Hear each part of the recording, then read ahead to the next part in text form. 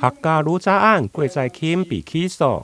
台南市议会国民党团新旧任的书记长上午联合召开记者会，批评民进党中执委郭在钦伫个客家大量来代替女查。根据检察官的调查，不法利益高达22亿。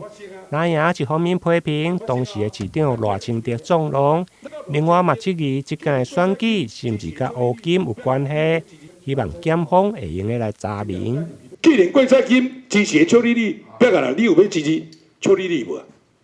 你要做党主席啊？未来总统可能候选人哦，啊，你敢要处理啊？你常常口讲要杜乌金，讲议长选举啊非法，伊歹就来议会。啊，到时阵，阮困惑感觉佫会讲哦，啊，真要证明讲郭在钦侵略老向民进党这议员，伊讲，对，要我不爱就来款我这个，不爱就来议会边啊。针对这个黑金的案子，我们也希望说有检调一定要介入调查。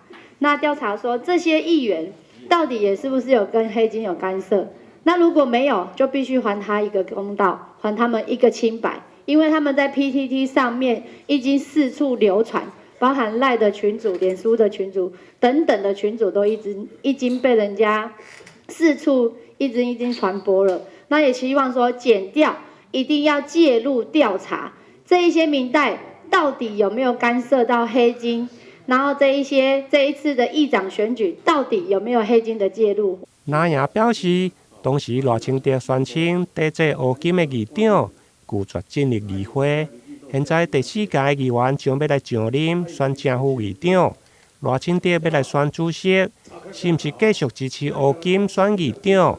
甚至公电案的利益比女查更较大，因此国民党团呼吁，希望检察官会用除恶务尽，继续追查广电乌金案是毋是牵涉这届议长选举。